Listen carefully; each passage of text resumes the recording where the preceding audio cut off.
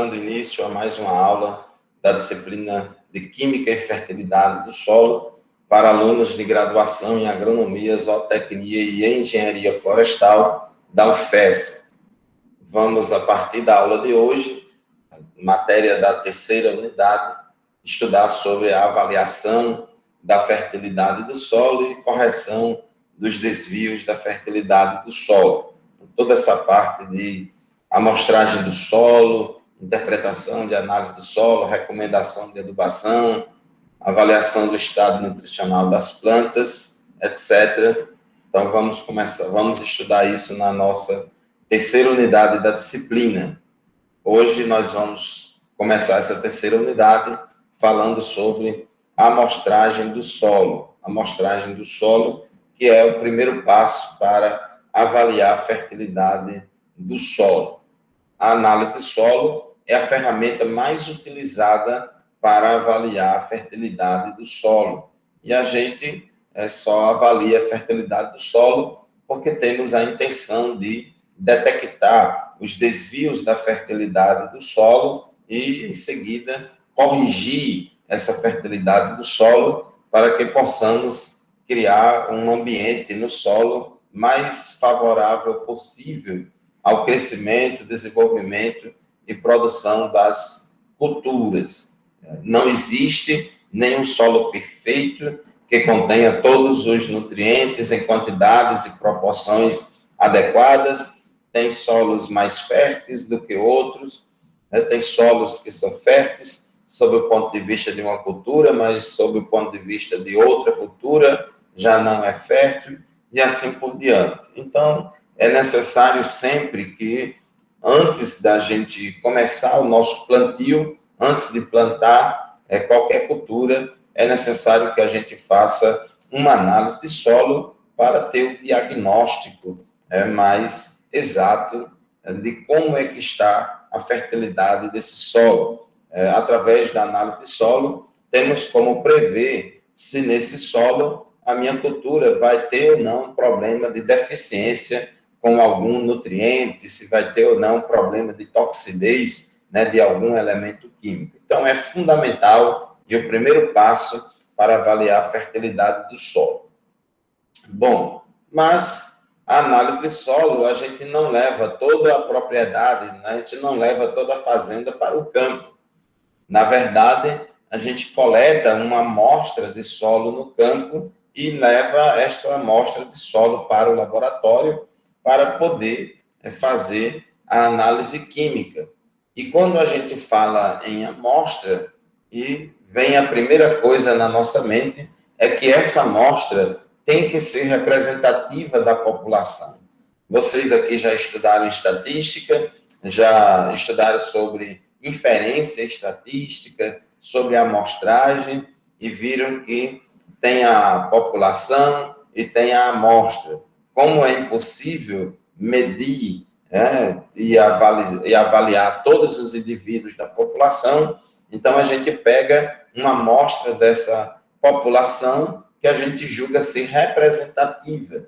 E aí medimos as características de interesse nessa amostra e fazemos as extrapolações para a população, fazemos as inferências para a população. Então, é o que a gente faz na questão da análise de solo. É diferente aqui, por exemplo, da análise de sangue.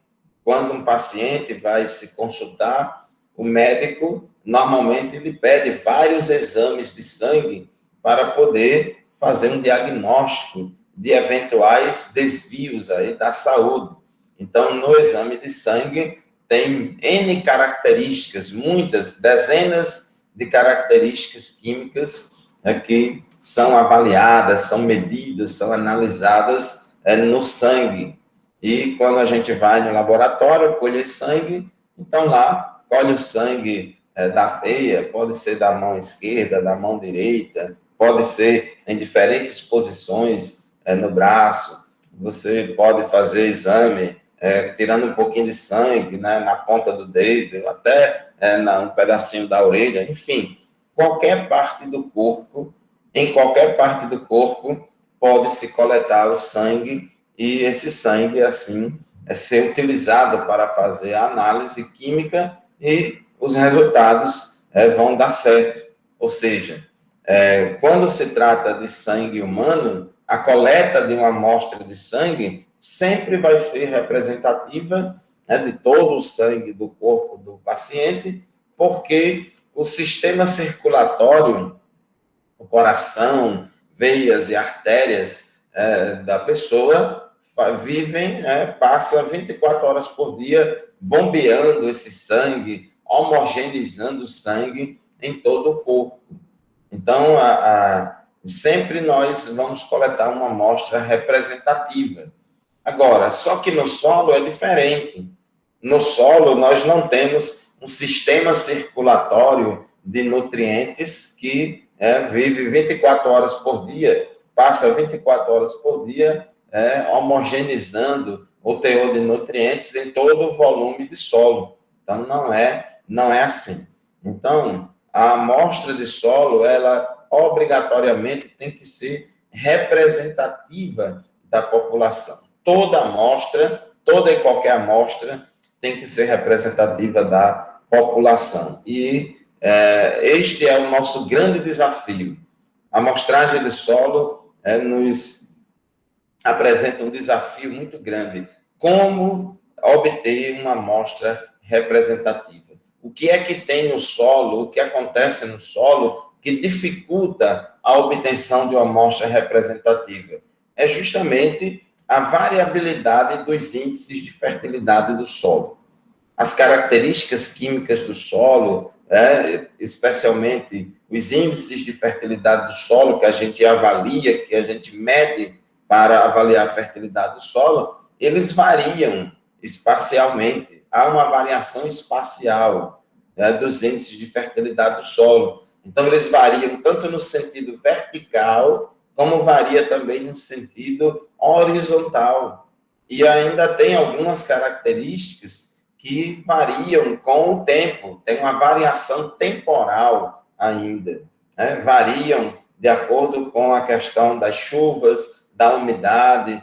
Então, é muito desafiador coletar uma amostra de solo que seja representativa de todo o campo. Então, em relação às variações no sentido vertical, elas são devidas principalmente a variações dos teores de matéria orgânica, a reciclagem de nutrientes e as aplicações superficiais de fertilizantes sem incorporação.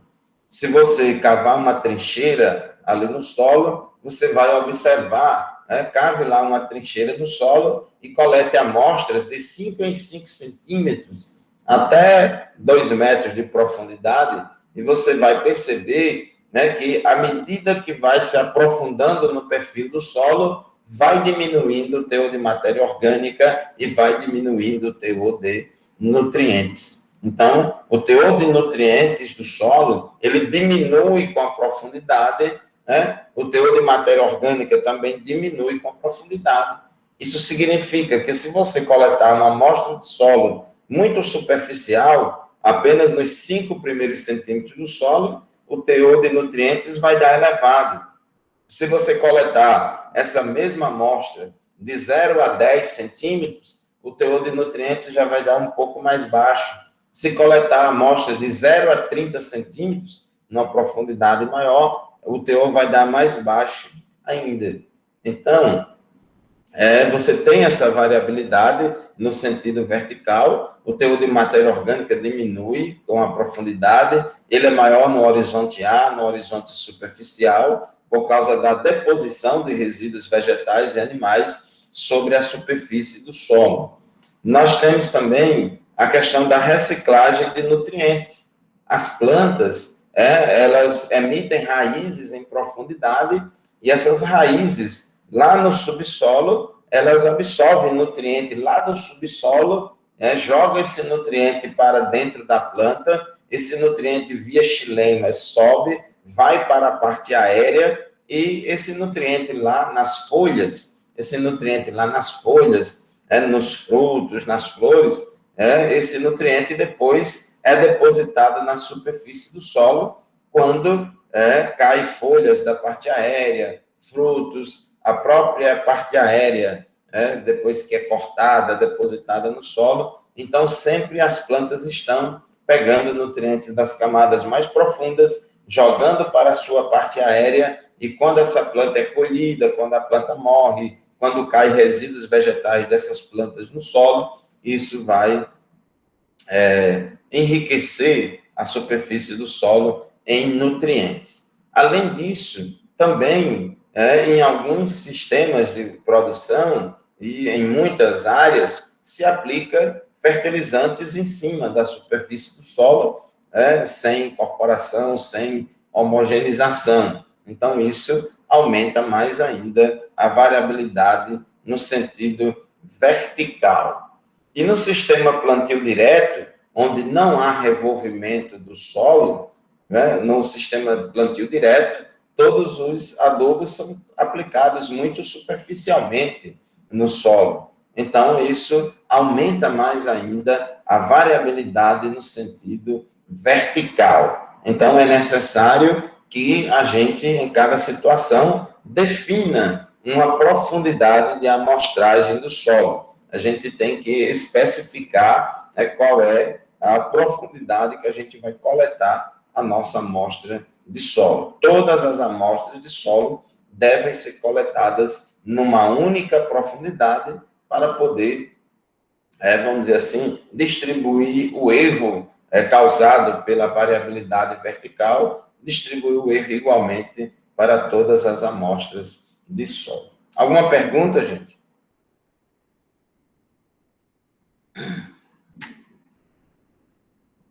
As variações no sentido vertical são horizontal. É outro tipo de variabilidade também. Os teores de nutriente, eles variam espacialmente, tanto na vertical, tanto em profundidade, como também na horizontal.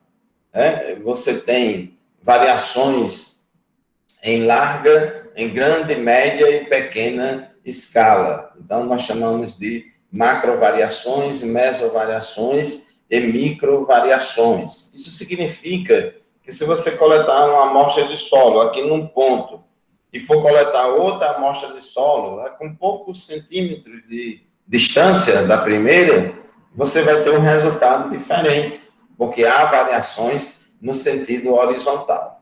As macrovariações, que são variações a longas distâncias, elas são resultantes da ação dos fatores de formação do solo e dos processos pedogenéticos, gerando solos diferentes quanto à cor, topografia, textura, vegetação, mineralogia, matéria orgânica, etc. Do mesmo jeito que na natureza há uma variabilidade de paisagens, de relevo, uma variabilidade de rochas. Na natureza a gente encontra vários tipos de rochas, paisagens diferentes, umas com maior declividade, outras com menor declividade. Então, você tem também a formação de solos bastante diferentes. Então, no campo, você vai ver lá dentro da sua propriedade, da sua fazenda, que os solos variam de um local para outro.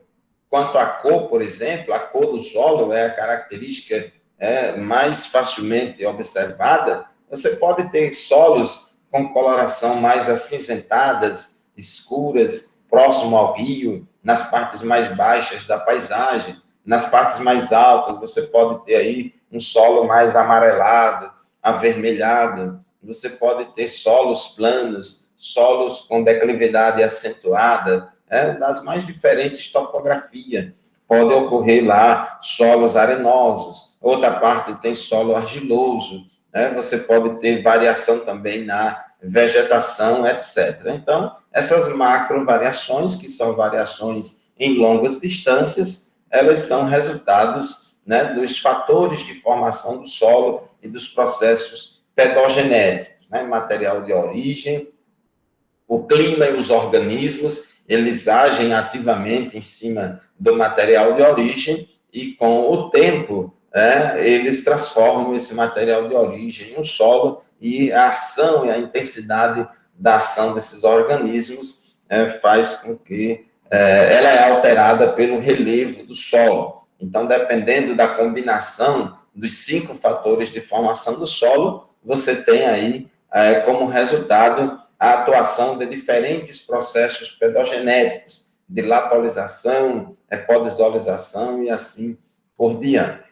As meso e micro variações são variações em médias e curtas distâncias, elas ocorrem naturalmente, né, também como resultado da formação dos solos e por acréscimos localizados e aleatórios de restos vegetais e animais. Então, na própria mata nativa, na própria vegetação nativa, você tem a deposição na superfície do solo de restos vegetais e animais.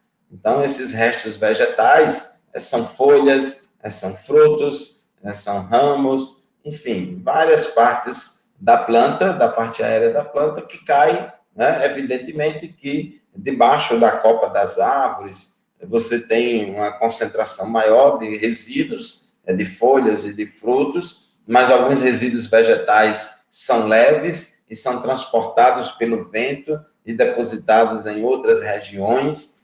Os animais também comem frutos, sementes e tal, deposita aqui e acolá, tem os excrementos, fezes e urinas, a própria morte, né, de algum animal, a sua carcaça, quando está se decompondo no solo, ela vai estar liberando nutrientes ali naquele local onde houve a morte daquele animal, a decomposição daquela carcaça. Então, essa deposição aleatória de resíduos vegetais e animais também cria essas variações em curtas distâncias. Imagine você que se tem um fruto aí, sei lá, um cajueiro, um caju ou uma manga, está aqui no chão e está se decompondo ali no chão. Só que o solo que está embaixo daquele fruto, aquele solo que está embaixo daquele fruto que está em decomposição, aquele solo está se enriquecendo de nutrientes, porque aquele fruto tem nutrientes. Do mesmo jeito, o solo lá que está embaixo de uma carcaça de um animal que está apodrecendo e se decompondo no solo, esse solo que está debaixo da carcaça vai estar se enriquecendo de nutrientes. O local onde o animal urinou ou excretou fezes, ali embaixo daquele excremento, está sendo enriquecido de nutrientes. E é diferente de uma parte a poucos centímetros de distância que não recebeu esse material. Então, isso provoca variações em curtas distâncias, naturalmente, na vegetação nativa. Mas, quando o homem desmata e começa a plantar e fazer agricultura, praticar agricultura nessa área, ele começa a adotar práticas de manejo que vão, vamos dizer assim, intensificar essa variabilidade horizontal em curtas distâncias. Por exemplo, a colocação de adubos nas linhas de cultivo ou nas covas. Então, quando a gente faz um sulco de plantio e coloca lá o adubo no fundo do sulco, 5 centímetros abaixo e ao lado da semente, então a gente está fertilizando uma linha de plantio, só que aquele solo da entrelinha, o solo que fica entre uma linha e outra, vai ficar um solo com baixo teor de nutrientes. Já dentro do fundo do sulco, ali na linha, vai ficar um solo rico em nutrientes. Então, toda adubação localizada, seja no sulco ou na cova, você vai aumentar a variabilidade dos teores de nutrientes no sentido horizontal. E quanto maior a dose do fertilizante que você aplica, maior vai ser a diferença de concentração, maior vai ser a diferença de concentração entre o local do solo que foi adubado e os demais locais do solo que não foram adubados. Então, são variações que ocorrem naturalmente, mas que também são intensificadas pelas práticas de manejo que as pessoas adotam. Então, na sua fazenda, no campo, para poder fazer a questão de amostragem do solo, para avaliar a fertilidade do solo, você precisa dividir a sua fazenda ou propriedades em áreas ou glebas aparentemente homogêneas. Quando a gente diz aparentemente homogêneas, são assim, homogêneas a olho nu. Então, você bate lá o olho no campo e observa lá, e você vai, com base na cor, no relevo, na textura do solo, na vegetação, em outras características morfológicas, teor de matéria orgânica, histórico de uso da área, com base nessas características macro, né, que identificam macro variações, você vai dividir a sua propriedade em diferentes áreas, né, ou glebas, que nós chamamos de unidades de amostragem. Então, você tem um solo vermelho aqui, tem outro solo branco ali, tem um solo cinza lá, então você vai separar essas áreas.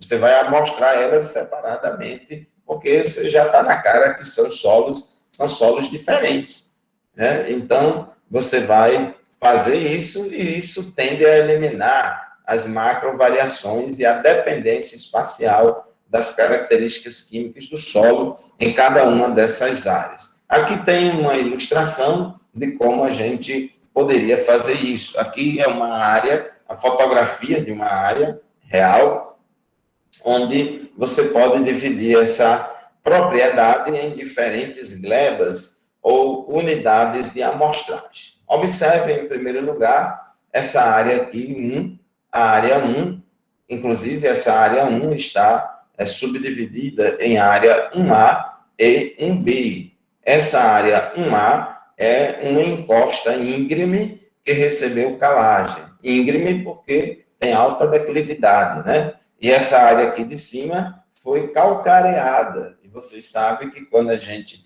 aplica calagem no solo, a gente aumenta os teores de cálcio e magnésio no solo, a gente aumenta a CTC do solo, a gente diminui o teor de alumínio, né, precipita todo o alumínio, a gente aumenta o pH e influencia a disponibilidade de todos os nutrientes. Então, esse ambiente químico, o ambiente químico dessa área aqui, 1A, que recebeu calagem, é totalmente diferente do ambiente químico dessa área 1B, que não recebeu calagem. Então, embora do ponto de vista natural, elas sejam muito semelhantes, mas aqui nós adotamos manejos diferentes. Uma área foi calcareada e a outra área não foi calcareada. Então, nós, para fins de amostragem do solo, devemos separar essas áreas. Separar a área em 1A e 1B, porque aí a gente vai analisar cada área dessa separadamente.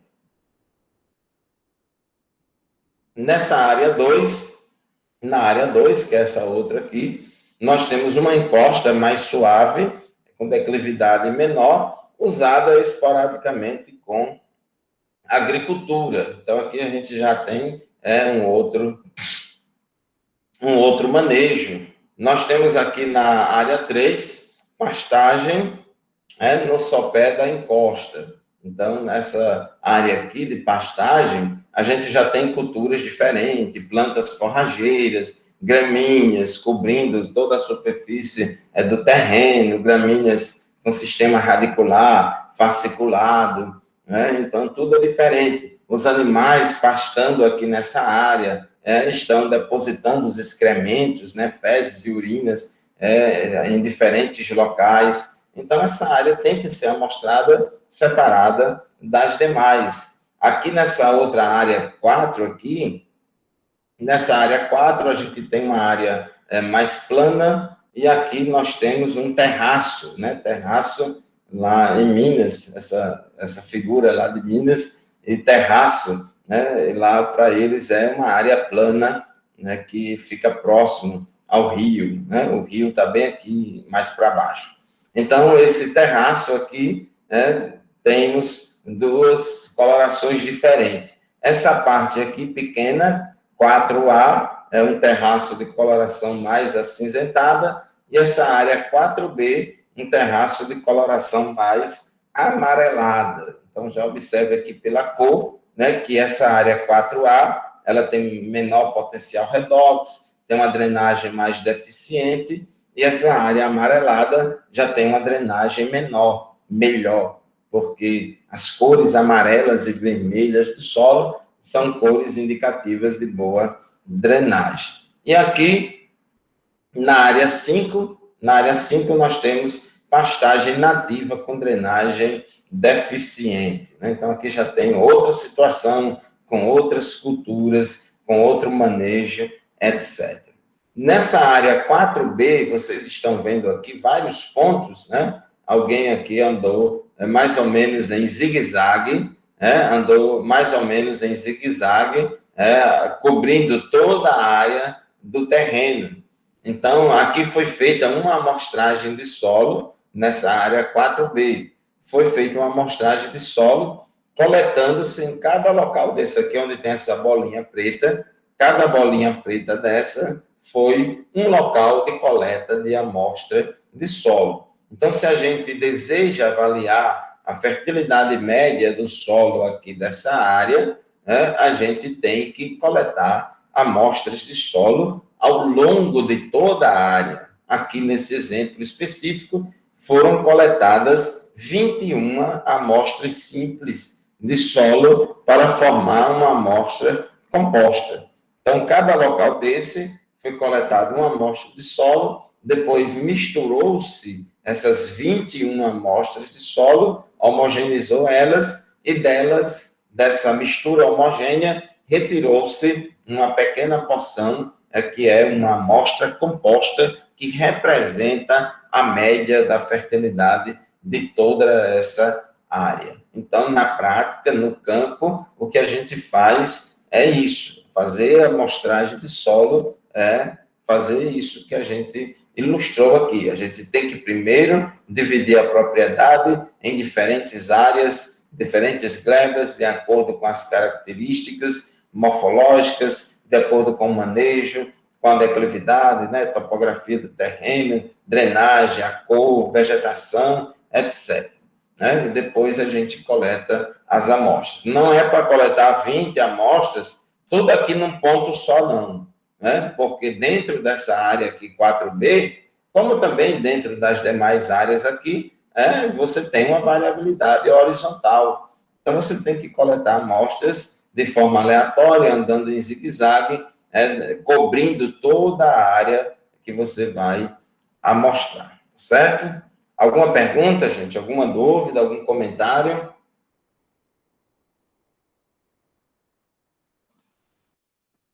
Bom, depois que você divide a sua propriedade nessas unidades de amostragem, aí você vai coletar a amostra para levar para o laboratório. Uma coisa importante é que as características químicas do solo, elas tendem a apresentar distribuição espacial aleatória, distribuição espacial aleatória. Significa que o teor de nutriente que você analisa aqui nesse ponto aqui do solo não tem muito a ver com o teor de nutriente de uma amostra coletada a 1 metro, 2, 3 metros de distância. Não há essa dependência espacial. Normalmente é distribuição aleatória.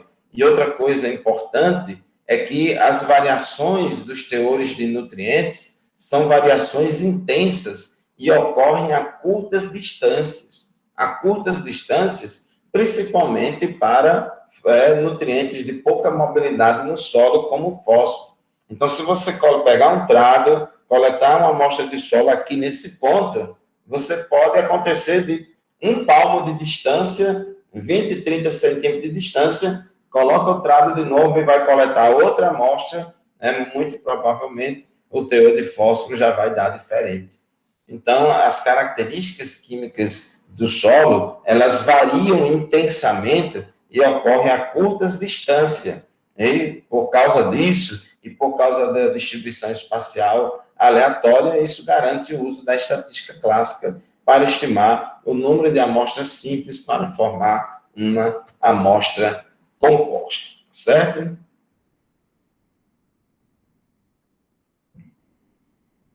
Quando a gente analisa uma amostra de solo no laboratório e tem lá o resultado da análise de solo, né? O resultado lá da análise de solo, por exemplo, indica para nós lá, o teor de fósforo deu 15 miligramas por decímetro cúbico, o teor de cálcio deu 2 centimol de carga por decímetro cúbico. Esse valor aí, esse número, né, lá que é indicado na análise de solo, é esse valor Y, o valor Y, que é o resultado da análise química, né, de um índice de fertilidade do solo, pH, matéria orgânica, cálcio, magnésio, potássio, sódio, né, enfim. Esse valor é igual à média da população, que é o valor real ou verdadeiro, que a gente não conhece, nunca conhece, ou seja, é a média lá do campo, a média real, verdadeira, que ninguém sabe, ninguém conhece e que é impossível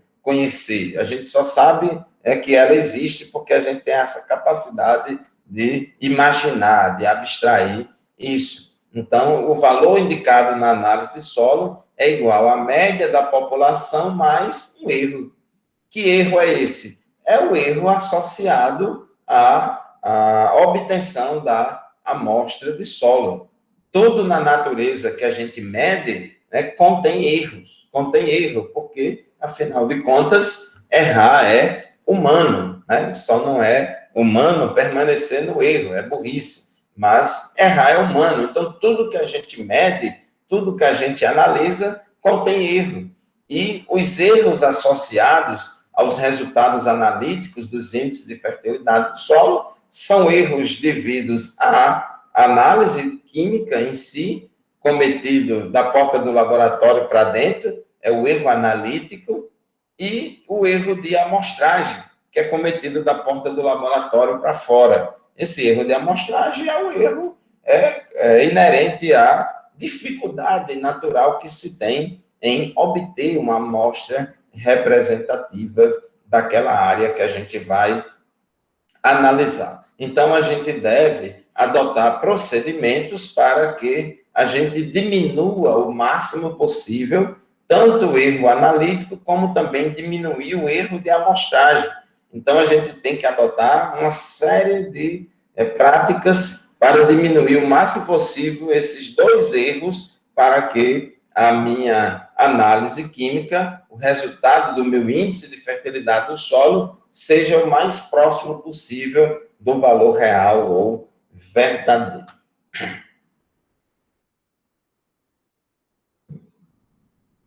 Aqui nessa tabela, nós temos alguns dados de coeficiente de variação de algumas características químicas obtidas a partir da repetição, né, de repetições de análises de uma mesma amostra no laboratório, que é essa coluna aqui.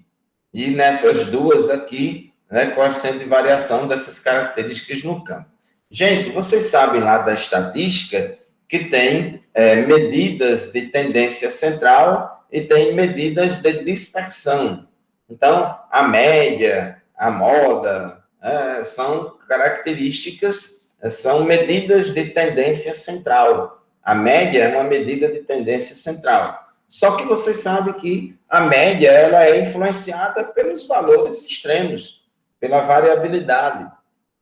Então, todo conjunto de dados, ele tem não somente uma média, mas ele também tem uma variância.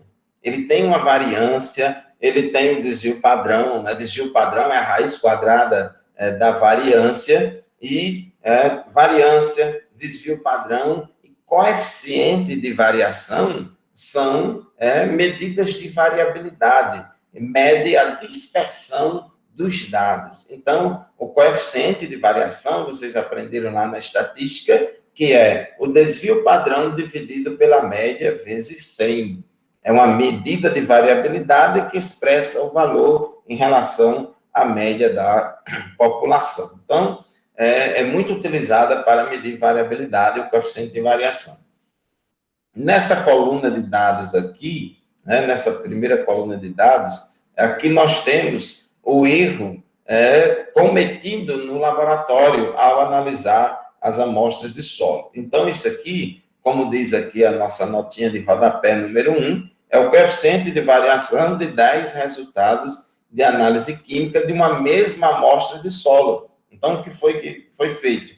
Pegou-se uma amostra de solo lá do campo, levou essa amostra para o laboratório, lá no laboratório homogeneizou essa amostra bem direitinha, bem homogênea, e dividiu essa amostra de solo em 10 partes. Dividiu ela em 10 partes. E foi analisar essas 10 subamostras no laboratório. Ou seja, essa amostra de solo foi analisada 10 vezes, quanto ao pH, quanto a fósforo, potássio, alumínio, cálcio, magnésio e matéria orgânica. Então, aqui nós temos os coeficientes de variação. Então, quanto maior o coeficiente de variação, maior é o erro analítico. O erro inerente à realização, à própria realização das análises químicas.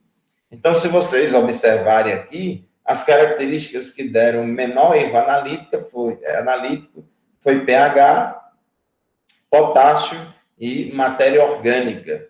E a que deu maior erro foi fósforo, 6,3%. Depois o alumínio, magnésio. Então, aqui são os erros analíticos cometidos no laboratório.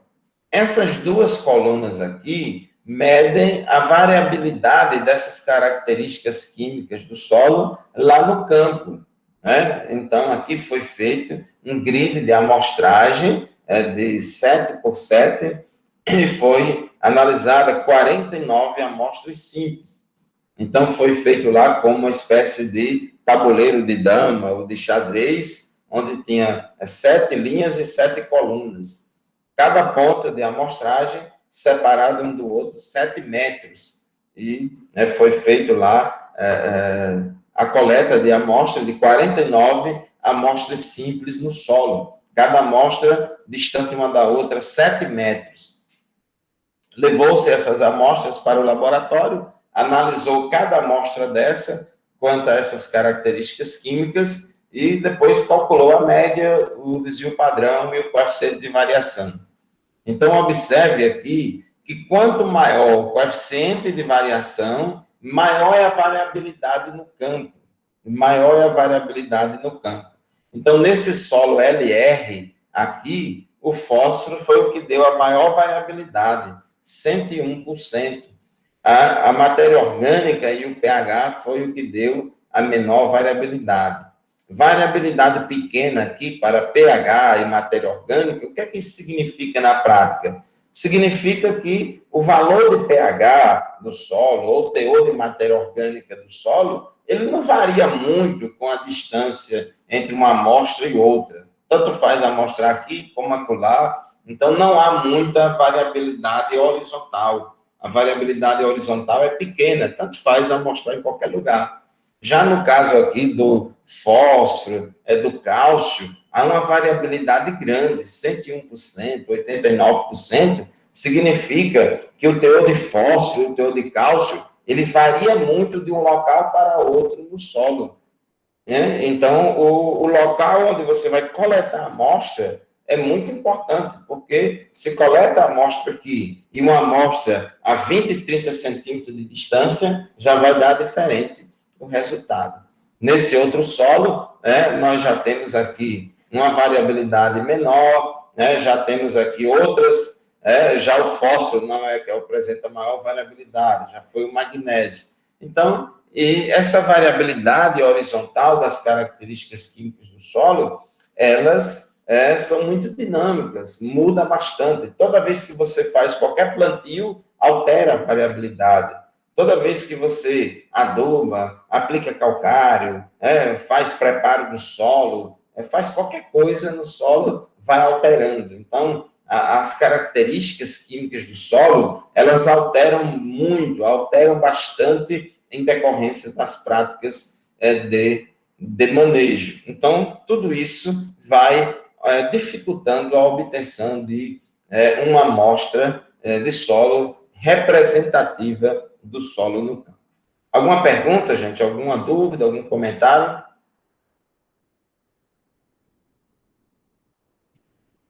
Bom, nós dissemos há pouco tempo que existe o erro analítico, que é aquele cometido da porta do laboratório para dentro do laboratório, e existe o erro de amostragem, que é cometido da porta do laboratório para fora, principalmente lá no campo. Em relação ao erro analítico, quais são as fontes de erro analítico? Primeiro, os próprios métodos de análise de solo que a gente usa lá no laboratório de análise química do solo, os próprios métodos contêm erros. Os próprios métodos, as metodologias que são feitas, as marchas analíticas, né, que são idealizadas para analisar cada nutriente no solo, todos esses métodos têm pressuposições, né? Tem pressuposições, considerando isso, considera aquilo. Não tem, existe, tudo tem erro. Nada na natureza é isento de erro, não. Tudo tem erro. E durante o processo de análise de solo, tem erros de medida. Você vai medir um volume, né, lá na proveta, na bureta, vai fazer a leitura de um equipamento, vai fazer a titulação. Então, sempre tem erros. Sempre tem erro. Durante todo o processo de análise, vocês não tem como a gente ter aula prática agora, mas todo semestre a gente tem uma aula prática no laboratório para fazer a demonstração para vocês de como se realiza as análises químicas de solo para avaliar a fertilidade. Então, não temos como ter essa aula agora, porque estamos no semestre remoto, mas depois que voltar à normalidade, cada um de vocês que tiver interesse pode solicitar um estágio no laboratório ou passar um dia lá para ver como é que as análises são feitas. Isso é perfeitamente possível. Então, durante todo o procedimento analítico, existem vários erros que são cometidos. As próprias marchas analíticas idealizadas lá pelo pessoal da química, tudo contém erros. Existem métodos analíticos que têm mais erros do que outros. Por exemplo, você determinar cálcio e magnésio por titulação tem mais erro do que você determinar cálcio e magnésio por absorção atômica. Do mesmo jeito também o alumínio. Então, você tem os métodos analíticos têm os seus próprios erros. Erros dos equipamentos. Se você tem equipamento descalibrado, equipamento sujo, equipamento que não está devidamente calibrado, até mesmo tem equipamento que é tão sensível que você precisa instalar um estabilizador de voltagem, porque a energia lá do laboratório pode ter muita variação de voltagem e dificultar a leitura dos equipamentos, né? O manuseio dos equipamentos, né? A vida útil dos equipamentos, a limpeza, o uso adequado e correto dos equipamentos. Então, existem erros inerentes aos próprios equipamentos. E existem equipamentos analíticos que são bons, que são fabricantes bons, e existe também equipamento de análise que são ruins, que são péssimos, que empresas sem qualidade e sem honestidade que fabricam equipamento ruim só para vender para o governo. Então, a gente, no setor público, nós sofremos muito com isso, porque nós somos obrigados, por lei, a comprar o equipamento mais barato. A gente não pode escolher a marca, escolher a marca A ou B, não, tem que ser pelo mais barato. E, muitas vezes, são vendidos equipamentos ruins, de péssima qualidade, porque são mais baratos e não servem para nada. Então, a gente sofre muito com isso. E os próprios laboratoristas também cometem erros. É o erro humano cometido pelos laboratoristas, tanto no manuseio das amostras, Quando a amostra de solo chega no laboratório, você tem que colocar essa amostra para secar ao ar e à sombra, proteger ela de qualquer tipo de contaminação. Você, depois que secar, vai ter que destorroar essa amostra, quebrar os agregados, os torrões. A gente usa um rolo de madeira, tipo aqueles rolos de pastel, em cima de uma borracha, assim, na bancada do laboratório. a gente vai destorroando, né? Tem que destorroar todinho aquele material, aquela amostra, depois peneirar em peneira de 2 milímetros de malha para obter o que chamamos de terra fina seca ao ar. Daí é que a gente leva para o laboratório para fazer análise. Então, durante todo o manuseio e preparo dessas amostras, pode ter erros, lavagem de vidrarias, leitura dos equipamentos. Então, é irresponsabilidade mesmo. Tem laboratorista que é descuidado. E aqui é muito importante. Análise química é tudo muito detalhado. O laboratorista de análise química tem que ser uma pessoa detalhista. Pessoas que não são detalhistas, pessoas que não ligam para detalhes, tanto faz como tanto fez, de todo jeito dá certo. Pessoas com esse tipo de mentalidade não servem para fazer análise química de nada. Porque qualquer errozinho, por menor que você ache que seja aquele erro, aquilo ali vai dar um erro grande no resultado da sua análise. Então, é muito sério.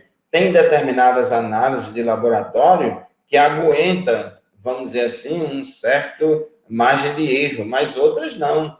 Lá na física do solo, as análises lá da física do solo aguentam um pouquinho mais de erro, algumas barbeiragens do analista, do laboratorista, mas na parte da análise química, qualquer detalhezinho pode fazer uma grande diferença. Então, laboratorista tem que ser pessoas detalhistas, pessoas realmente, né, comprometidas com os mínimos detalhes, porque senão não dá certo, dá tudo errado.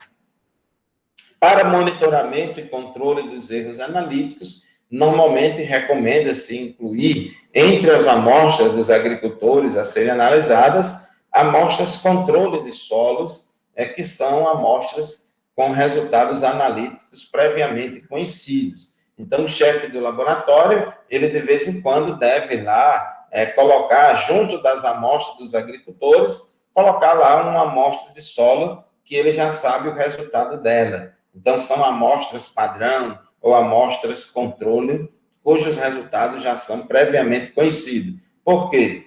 Porque se tiver algum problema naquele dia, se aconteceu algum erro nas análises naquele dia ali, ele vai detectar, porque a sua amostra padrão, que ele já sabe o resultado, se der um resultado muito diferente, para mais ou para menos, é porque houve algum erro ali naquele dia, aí ele detecta esse erro e refaz a análise. Então, isso é um controle de qualidade, ele vai monitorando a sua qualidade. Então, isso é muito importante, muito embora que na prática quase ninguém faz isso, infelizmente.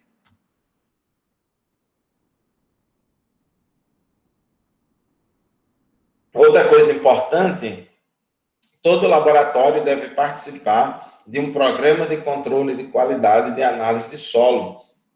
Aqui no Brasil, nós temos 2 programas de controle de qualidade. Um é coordenado pela Embrapa Solos, é o chamado PAC-LF, Programa de Análise de Qualidade dos Laboratórios de Fertilidade, de alcance nacional, é o maior que tem, são muitos laboratórios, mais de 100 laboratórios associados, e tem o do IAC, Instituto Agronômico de Campinas. O Programa de Controle de Qualidade do IAC é porque eles trabalham com metodologia diferente.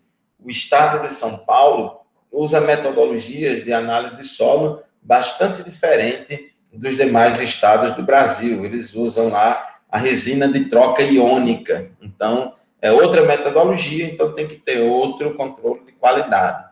E, na maioria dos estados brasileiros, na maioria dos laboratórios, utiliza a metodologia da Embrapa Solos. Então, é importante esse programa de controle de qualidade. Eles enviam, ele acontece em determinado período do ano, durante mais ou menos uns 3, 4 meses do ano. Então, eles enviam amostras de solo padrão para todos os laboratórios do Brasil.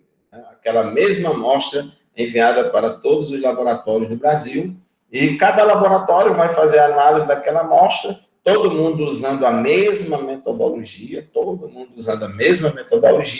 e quando analisa, manda os resultados para lá, então eles vão ter os resultados de todos os laboratórios. Eles calculam a média, desvio padrão, coeficiente de variação, intervalo de confiança, e tem lá toda uma análise estatística que é adotada para poder chegar ao valor real e verdadeiro, e lá eles têm um sistema que vai punindo os laboratórios que deram resultado muito discrepante.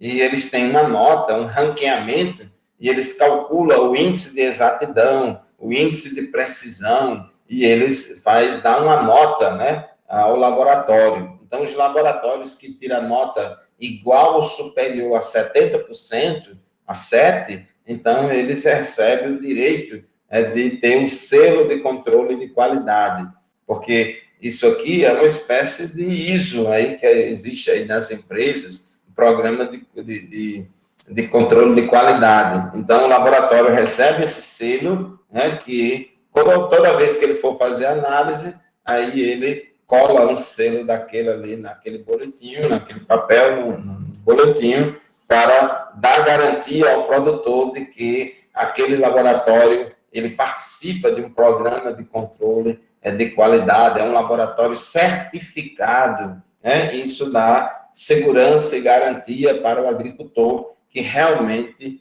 ele está fazendo análise em um laboratório de qualidade. Bom, mas entre o erro de amostragem e o erro de analítico, o maior erro está aqui, que é o erro de amostragem.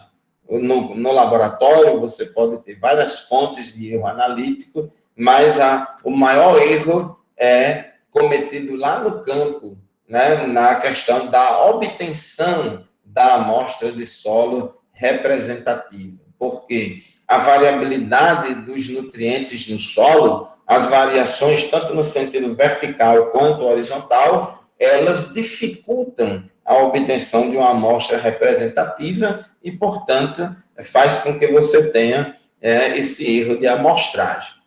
De modo geral, pode-se apresentar a seguinte ordem decrescente de variabilidade dos índices de fertilidade do solo. Então, no campo, normalmente, o fósforo, o potássio, o cálcio são os nutrientes que apresentam maior variabilidade e matéria orgânica e pH são as características que apresentam a menor variabilidade. Mas isso varia de área para área, depende do manejo que você adota, cada solo, cada gleba, cada unidade de amostragem tem a sua sequência própria, tá certo? Outra coisa importante, geralmente se admite que a variabilidade de um índice de fertilidade do solo não depende muito do tamanho da área amostrada, porque muitas vezes a variabilidade em 1 metro quadrado é semelhante à variabilidade em 1 hectare. Às vezes você pega lá um quadrado lá de 1 metro por 1 metro, coleta lá 10 amostras, 20 amostras de solo lá, analisa lá, a variabilidade deu 50%, o CV deu 50%. Em uma área maior, de 100 por 100, em 1 hectare, coleta também 20 amostras e, às vezes, a variabilidade dá a mesma, né? Dá a mesma. Então, essa variabilidade não depende muito do tamanho da área, porque você já dividiu a sua propriedade naquelas glebas, né, aparentemente homogêneas, quanto à cor, topografia, vegetação, manejo, etc. Então, a variabilidade da população, né, vai depender de outras coisas, certo? Bom, existe uma fórmula estatística para se definir o tamanho da amostra, inclusive também se utiliza isso para as pesquisas eleitorais. Lembra que nas pesquisas eleitorais eles fazem, né, por exemplo, pesquisa de intenção de voto para presidente. Aí ele diz que foram entrevistadas 2.002 pessoas, né, foram entrevistadas e tal, e a margem de erro dessa pesquisa é de 2 pontos percentuais para mais ou para menos, né? Tem aquele negócio todo, né? Mas por quê? Como é que ele chegou a 2.002 entrevistados? Por que não é 2.000? Por que não é 3.000 e tal? Como é que 2.000 eleitores vai, vamos assim, representar, vamos dizer assim, 140 milhões de eleitores.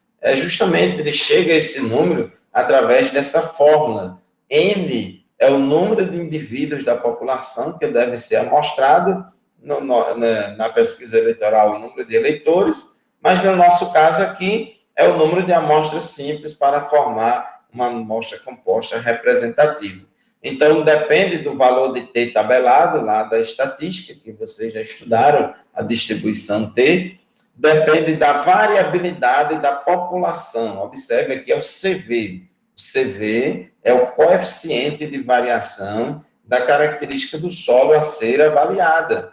Então, fósforo tem um CV, potássio tem outro, enfim, cada característica do solo tem o seu CV. E se você observar aqui, quanto maior a variabilidade da população, maior vai ter que ser o número de indivíduos a ser amostrado. E aqui divide pelo F, que é o erro admitido em torno da média verdadeira. É a margem de erro da pesquisa, né? Aquela história lá, 2 pontos percentuais para mais ou para menos. Então, na questão de solo, a gente trabalha com a margem de erro maior, aí de 10% até 15%, né? Então, quanto maior o erro admitido, menor é o tamanho da amostra. Se você quer um erro pequeno, então você tem que aumentar o número de amostras a ser coletada.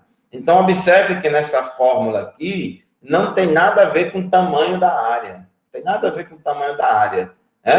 Como o valor de T lá é tabelado, então depende basicamente da variabilidade da população e da margem de erro. Então, esse erro admitido em torno da média verdadeira, você já fixa ele aí no valor, e na prática o mais importante é a variabilidade da população. Então, quanto maior a variabilidade das características químicas do solo, quanto maior o CV, maior vai ser o número de amostras simples para formar uma amostra composta. Aqui nós temos um gráfico que eu preparei a partir dessa fórmula, né? A partir dessa fórmula aqui, eu preparei um gráfico onde eu tenho aqui o valor de F, que é o erro admitido em torno da média verdadeira, em função de N, em função do número de amostras simples por amostra composta. Então, eu fiz isso para 4 situações de variabilidade. Aqui você vê 15%, que é essa curva aqui de baixo, é um solo de baixa variabilidade, e esse de 100% aqui, que é essa linha pontilhada, essa curva aqui de cima, uma situação de alta variabilidade. Então, se você observar aqui, as curvas, como o formato dessas curvas. Quando você coleta um número de amostras muito pequeno, quando o número de amostra tende a 1, ou a 0, quando é muito pequeno, o erro é muito grande. O erro é muito grande quando o número de amostra é mínimo. À medida que você vai aumentando o tamanho da amostra, você vai diminuindo o erro. Então, o erro ele diminui drasticamente, logo aqui nessa faixa inicial, entre 0 e 10. Então, aqui nessa região aqui, faz muita diferença se você coleta 2, 3 ou 4 amostras simples para formar uma amostra composta. Então, diminui bastante. E depois, essa curva vai se transformando mais ou menos numa reta paralela ao eixo do X. Isso significa que, se você aumentar demais, por exemplo, aqui acima de 20, se você continuar aumentando o tamanho aí, o número de amostras simples por amostra composta, você não vai alterar muito o erro. Você não vai diminuir muito o erro. O erro continua praticamente igual. Então, nessa outra região, se você coletar menos de 10, vai ter um erro muito grande, vai ter uma variação de erro muito grande se coletar menos de 10. Se coletar mais de 20, você não vai diminuir o erro. Então, o valor melhor aqui para você trabalhar é nessa faixa, entre 10 e 20, porque acima de 20 amostras, o erro diminui muito pouco, diminui muito pouco, tá certo? Alguma pergunta, gente? Alguma dúvida?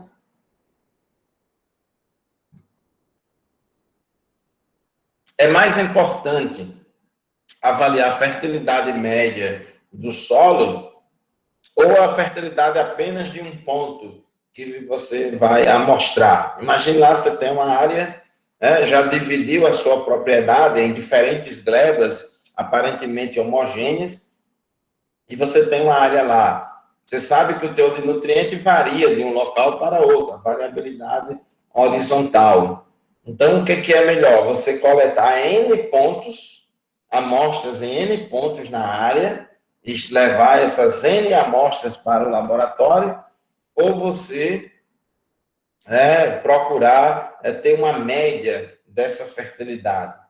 Porque, inclusive, produtividade é produção da área, da cultura naquela área, dividido pela área. Aí você tem a produtividade.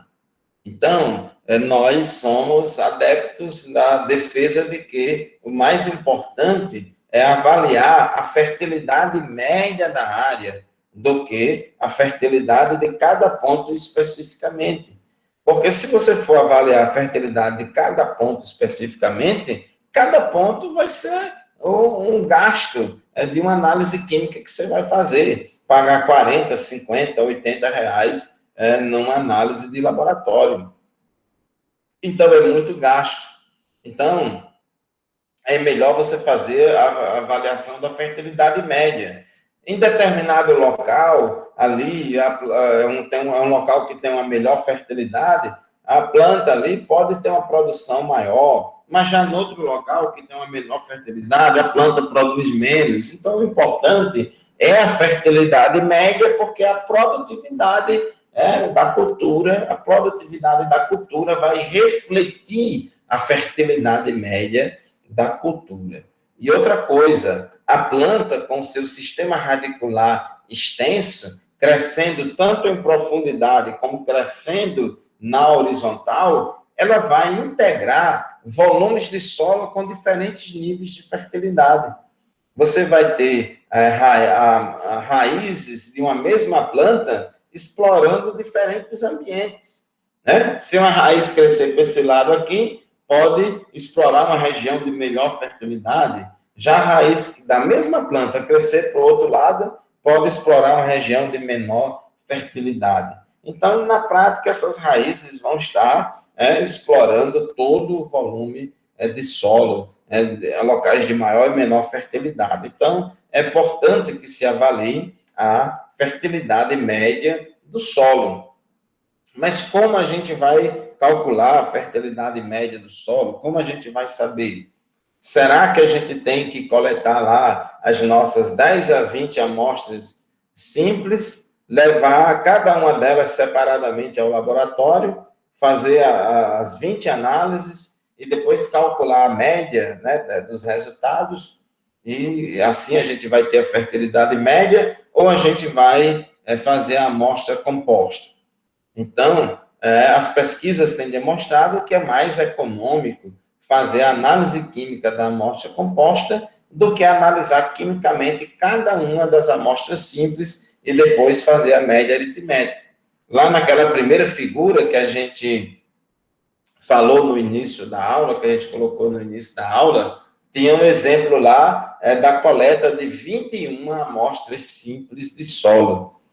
Então, você pega aquelas 21 amostras simples, ao invés de levar 21 amostras para o laboratório, pagar o preço de 21 análise química, você pega aquelas 21 amostras, mistura homogeneamente todas essas 21 amostras em um recipiente, mistura bem direitinho, para que haja uma mistura homogênea, e daí você pega uma pequena porção de 1 quilo, 1 litro de solo, mais ou menos, e leva para o laboratório, que é a amostra composta. Aí você pegando, formando uma amostra composta proveniente da mistura homogênea das amostras simples, então você vai pagar só uma análise química no laboratório e o resultado analítico da amostra composta dá o mesmo valor da média aritmética das amostras simples.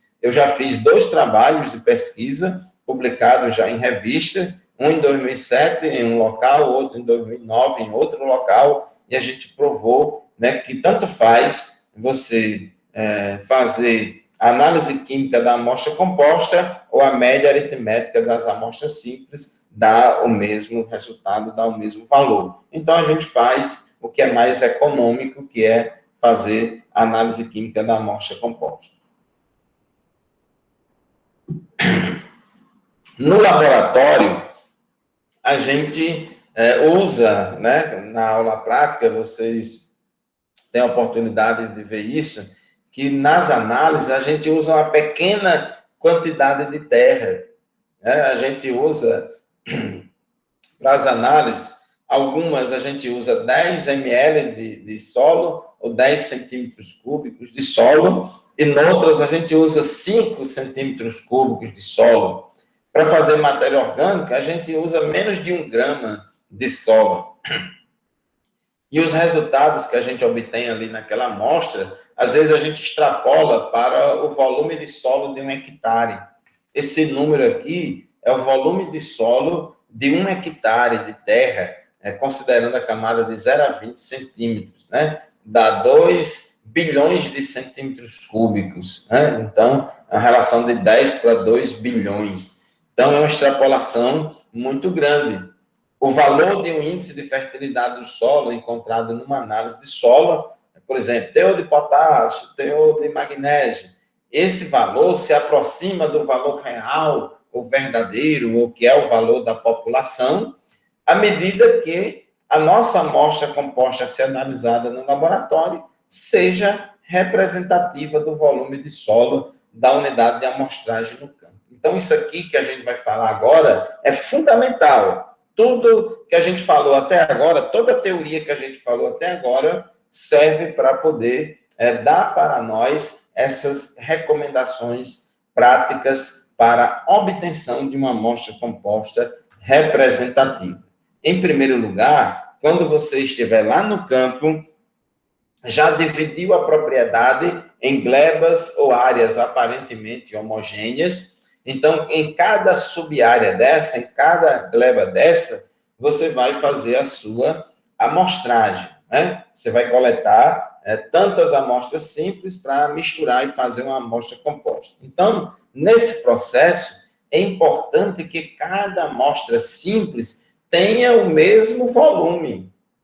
Por quê? Se em um local você coletar uma amostra simples de 500 ml, no outro lugar de 2 litros, no outro lugar 1 litro, no outro lugar 4 litros. Quando você misturar isso, vai ter amostra que vai ter um peso maior para o resultado final e vai ter amostra que vai contribuir menos para o valor final. Então, aqui é igual a questão de eleição. Cada voto tem que ter o mesmo peso, cada voto tem que ter o mesmo valor. Cada indivíduo deve contribuir igualmente para o resultado final. Então, cada amostra simples deve ter o mesmo volume. Né? Você vai definir de acordo com o trado, ou se você vai cavar uma trincheirazinha, vai coletar uma pá de corte e assim por diante. Tem que ter o mesmo volume. E outra coisa, cada amostra simples deve ser coletada na mesma profundidade. Por que na mesma profundidade? Porque a variabilidade vertical das características químicas do solo impõe, né, isso. Porque quanto maior a profundidade, menor o teor de nutriente. Então, não pode uma amostra ser coletada de 0 a 10 centímetros, outra de 0 a 20 centímetros, outra de 0 a 5. Você tem que uniformizar o mesmo valor de profundidade para todas as amostras. Então, essas duas coisas são fundamentais. Cada amostra simples deve ser obtida ao acaso e cobrindo, as amostras simples têm que cobrir toda a área do terreno. E tem que ser obtida ao acaso, anda em zigue-zague na área, para você coletar as amostras, não deve privilegiar nenhum local e nem desprivilegiar outro. Claro que no campo, às vezes, tem locais que tem um cupinzeiro, às vezes tem um cupinzeiro, um local que tem um formigueiro, Então, você não vai coletar amostras aí porque esse solo está alterado pelos cupins, pelas formigas, Tem local que você descarregou algum tempo atrás, há poucos meses ou há poucos dias atrás, descarregou uma carroça de esterco. Você não vai coletar solo ali naquele local onde você derramou adubo orgânico ou derramou adubo químico, que ali está alterado, não reflete, a média da área. Então, cada amostra deve ser obtida ao acaso, mas tem que lembrar esses locais aí. O número de amostras simples deve ser suficiente para se estimar a fertilidade média com uma exatidão adequada. A gente recomenda 10 a 20 amostras simples por amostra composta. Então, isso aí já é prático, 10 a 20 amostras simples por amostra composta. Nunca, em nenhuma situação, amostrar menos de 10. Ah, professor, mas eu estou aqui trabalhando no experimento daqui da minha monografia, do meu TCC. Eu tenho uma área pequena, a parcela experimental é 4 metros por 5, não sei o quê. Uma área bem pequena, basta só 2 amostras para a gente ter a fertilidade média da parcela. Não está certo. Tem que coletar no mínimo 10 amostras simples. Tanto faz numa parcela pequena de um experimento, como numa área grande de plantio comercial. Então, tem que ser no mínimo 10. Mais de 20, se eu coletar mais de 20, se eu coletar 25 ou 30, vai ter problema? Não vai ter problema com o resultado, mas vai dar muito trabalho a você. Trabalho desnecessário, perda de tempo, trabalho, isso não justifica, não é prático. Então, de 10 a 20, se o solo for muito ruim de cavar, for muito duro, se você tiver muita pressa, tiver pouca gente para ajudar, então tudo bem, um número aí mais próximo de 10, 11, 12. Se o solo for bom de cavar, for muito tranquilo, tiver gente suficiente, você pode coletar um número aí mais próximo de 20. A média aí, 15, estaria de bom tamanho. Então, não é religiosamente, tem que ser aquele número. Agora, jamais diminuir de 10. Não pode nunca ser menos de 10. As amostras simples de solo devem ser misturadas e perfeitamente homogeneizadas antes de se retirar a amostra composta. Então, você coleta cada amostra simples, cada uma com o mesmo volume, coloca lá numa bacia da boca larga, coloca no saco limpo, sei lá, em qualquer lugar, em qualquer recipiente que facilite a sua mistura, facilite a sua homogeneização. Isso é fundamental.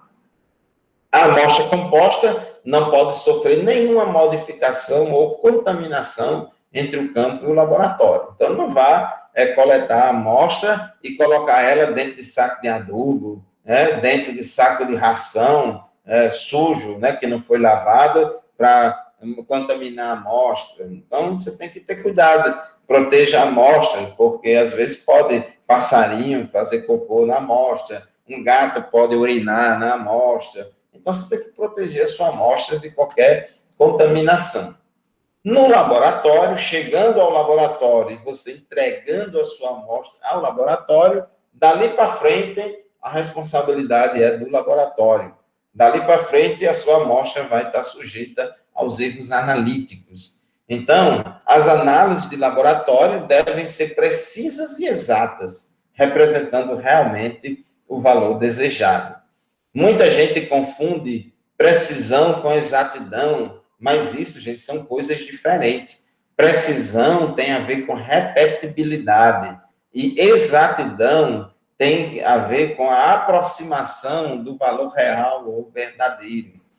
Tá certo? Nem tudo que é exato é preciso, e nem tudo que é preciso é exato. São coisas diferentes. Observe aqui essa ilustração, de tiro ao alvo, de tiro ao alvo. O alvo aqui, esse círculo amarelo, que já tem outro círculo laranja e outro azul.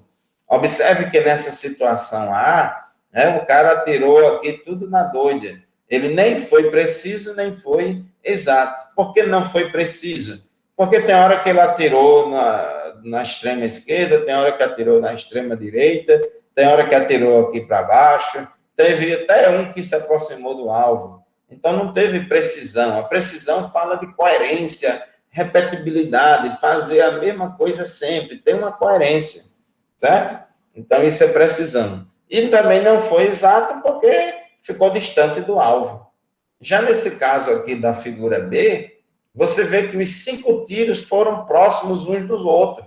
Então, aqui o cara teve precisão, ele foi preciso, teve repetibilidade, teve coerência. Nas 5 vezes que ele atirou bem próximo um do outro. Só que foi esse tiro aqui ao alvo, foi viesado. O cano da espingarda dele estava torto, né? Então, ele foi preciso, mas não foi exato. Não foi exato porque estava longe do valor real, verdadeiro, que é o alvo. Já nesse caso C, o cara aqui, ele foi exato, né? Porque se aproximou do alvo, né? Em média, aqui ele está no alvo, porque aqui ele acertou uma no alvo, esse outro tiro, ele errou, mas errou para cima, em compensação, deu outro tiro que errou para baixo. Então, esse erro daqui de cima anula esse outro. Aqui ele atirou para a esquerda, mas aqui ele atirou para a direita. Um erro anula o outro, puxa tudo para o meio. Então, foi exato, mas não foi preciso. Então, o ideal é isso aqui, ó. O ideal é isso aqui, é ser preciso e exato. Então, todo laboratório deve trabalhar com boa exatidão e com boa precisão. Então, para terminar a nossa aula de hoje, temos aí algumas recomendações práticas. Então, em geral, 10 a 20 amostras simples para formar uma composta são suficientes. A profundidade de coleta das amostras simples depende da profundidade efetiva do sistema radicular da cultura e da variabilidade vertical dos índices de fertilidade do solo. Se a sua cultura tem raízes mais profundas, como, por exemplo, as fruteiras, é bom você amostrar em 2 profundidades, 0 a 20 centímetros e 20 a 40 centímetros, ou 0 a 30 centímetros e 30 a 60. Se for cultura anual, 0 a 30 centímetros é suficiente. Se vai trabalhar com a cultura de sistema radicular muito superficial, como muitas hortaliças, então, às vezes 0 a 10, 0 a 15 centímetros é suficiente, né?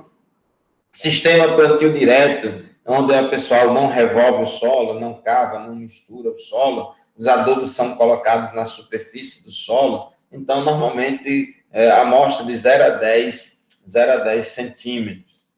Para a implantação de culturas anuais e perenes, amostrar em zigue-zague em toda a área da unidade de amostragem antes do plantio. A gente sempre faz a análise de solo antes do plantio, para poder, com base naquele resultado, a gente fazer a nossa programação das recomendações de adubação, né? Andar em zigue-zague para garantir a obtenção de amostras aleatórias.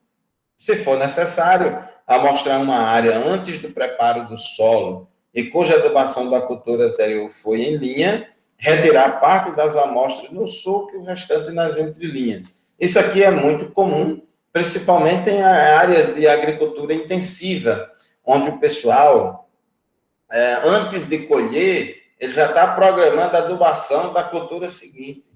Então, você está lá, a cultura anterior foi feita lá em linha, adubação em linha. Então, nesse caso, você tem que preparar, você tem que coletar algumas amostras no fundo do suco, né? Outro percentual das amostras a 10 centímetros do suco e a outra metade no ponto médio entre um suco e outro, para poder você ter a avaliação da fertilidade média e diminuir mais esse problema da variabilidade horizontal. Em culturas perenes já estabelecidas, se por acaso você quiser amostrar o solo, isso não é muito comum. Quando você tem culturas perenes já estabelecidas, ao invés de fazer análise de solo, é mais comum fazer análise foliar, porque debaixo de árvore, você está cavando debaixo de árvore, isso vai danificar o sistema radicular, cortar raízes, e vai ser porta de entrada para fungo de solo, dar doença nas plantas. Então, isso não é recomendado. É melhor você fazer análise foliar, coletar folha e fazer a análise dos teores de nutrientes para avaliar o estado nutricional das plantas. Mas se por acaso for fazer, tem que amostrar na área de solo explorada pelas raízes, né? Que normalmente fica na projeção da copa. Se trabalha com agricultura irrigada, por irrigação localizada, amostrar no bulbo úmido, né? Que é naquela região onde tem a água, né? Não adianta você amostrar na região do solo que não fica molhada, que não vai ter raiz, tem que amostrar onde a planta vai absorver nutrientes, tá certo? Aqui temos apenas algumas fotos mostrando aqui alguns instrumentos utilizados na coleta de amostras de solo. Temos aqui o trado holandês, que é o mais utilizado, né? Ele tem esse material aqui para o corte da amostra. Você coloca o trado e vai rodando ele, rodando e empurrando para baixo, aí ele vai cortando o solo, vai se aprofundando e você tira o trado e tira a amostra de acordo com a profundidade que você quer. Então, tem trados de diferentes diâmetros, é importante que o trado tenha aí, no mínimo, pelo menos 7 centímetros de diâmetro. Os trados muito fininhos, como esse aqui, esse trado de rosca, bem fininho, ele facilita a penetração, quanto mais fino, mais fácil de penetrar no solo, mas também ele tira um volume de solo muito pequenininho. E quanto menor o volume de solo, maior é o erro de amostragem. Também, se o trado for grande demais, você não consegue penetrar ele no solo, haja força para você rodar aquele negócio e penetrar no solo. Aqui é o trado calador, o trado caneco, tem a pá de corte, né?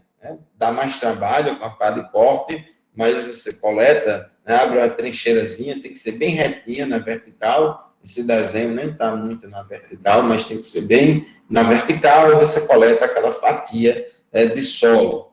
Então, são vários equipamentos que você usa para coletar amostras de solo, né? Para levar para o laboratório. Trado tipo sonda, isso aí você tem que bater aí com a marreta para ele penetrar no solo até a profundidade que você deseja. Tem uma ponta aqui para facilitar o corte e a penetração no solo. Trado tipo sonda caladora, aqui ele é aberto aqui. Quando coleta a amostra, você já retira a amostra de terra. Então, gente, existem várias opções aí no mercado de materiais para coleta de amostra de solo, mas muitas vezes os agricultores utilizam mesmo a pá de corte, né? Utiliza a pá para fazer